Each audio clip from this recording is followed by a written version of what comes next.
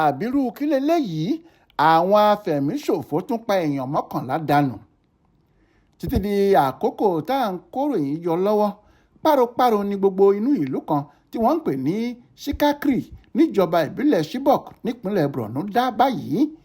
Ṣe ló jọ pé ogun abẹ́lé ló ja àwọn aráàlú náà ni, nítorí pé ṣé làwọn ọmọ ẹgbẹ́ Boko Haram kan lọ kógun jà wọ́n lọ́jọ́ kìíní oṣù kìíní ọdún 2024 yìí gan-an, tí wọ́n sì pa àwọn aráàlú bíi 11 dànù nígbà tí wọ́n tún jí obìnrin kan gbé sá lọ ráúráú.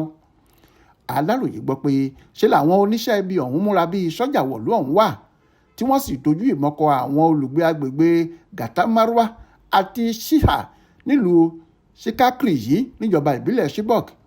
Èèyàn 11 ni wọ́n pa dànù lásìkò ìdojúkọ ọ̀hún. Bákan náà ni wọ́n tún lo àsìkò làásìgbò ọ̀hún láti fi jí àwọn ohun ọ̀sìn bíi màálù, ewúrẹ́, àgùntàn àti oúnjẹ tí ẹnu ń jẹ lọ.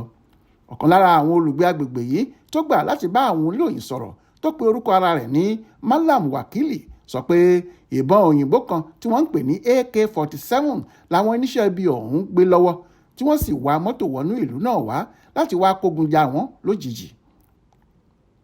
Ó ní ṣe ni wọ́n déédé kọjú ìbọn sáwọn kan tí wọ́n pàdé nílùú Gatamarwa láàárọ̀ kùtùkùtù ọjọ́ náà. Wọ́n pa àwọn bíi mélòó kan níbẹ̀ ni wọ́n bá tún doríkọ agbègbè Shiha tí wọ́n sì tún pa àwọn aráàlú náà dànù. Ṣá o, iléeṣẹ́ ọlọ́pàá ìpínlẹ̀ náà ti láwọn ti gbọ́ sí ìṣẹ̀lẹ̀ ìbànújẹ́ ọ̀hún, táwọn sì ti ń ṣiṣẹ́ gidi lórí rẹ̀ báyìí. Wọ́n ní àwọn máa tó fọwọ́ òfin mú gbogbo àwọn oníṣẹ́ ibi ọ̀hún tí gbogbo wọn pátá yóò sì jìyà ẹ̀ṣẹ̀ wọn. Adéwálé Adéoyè ló ṣàkójọpọ̀ ìròyìn ọ̀hún fún Aláròyé online television.